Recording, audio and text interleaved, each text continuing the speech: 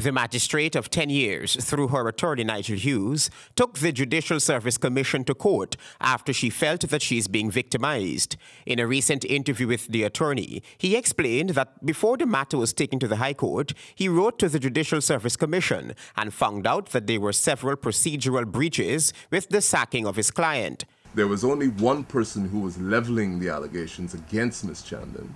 And that person was part of the body that was ultimately going to sit and determine her fate. We did point this out to them, and at one stage, when Ms. Chandan was actually consulting with her attorney, it was indicated to her that we don't want to hear from your attorney, we want to hear from you. The Judicial Service Commission claims that the magistrate had been cited for several infractions, including her alleged failure to complete cases in a timely manner. The JSC had also accused the magistrate of leaving the jurisdiction without informing the legal body. But according to her attorney, the JSC is clearly at fault. The fact that we asked them which set of rules they were following, because neither the Judicial Service Commission rules nor the public service rules require permission to be sought from the Chancellor before you depart the jurisdiction. So one of the allegations that was laid against her was the fact that she left without permission.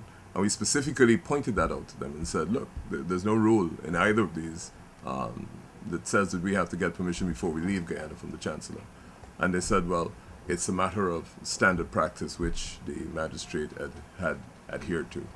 The Judicial Service Commission has until March 30, when the matter will be heard in the High Court. Hughes is optimistic that justice will be served. I don't think it will necessarily be protracted.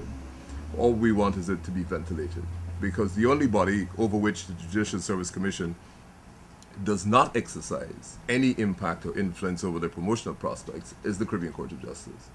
And that's why we believe ultimately we will get a decision that will probably result in greater confidence. Magistrate Chandan had found the son of the Prime Minister guilty of unlawful wounding. She was about to pronounce sentence when she received the marching orders from the Judicial Service Commission. That matter of unlawful wounding is now before another magistrate who is awaiting a probation report.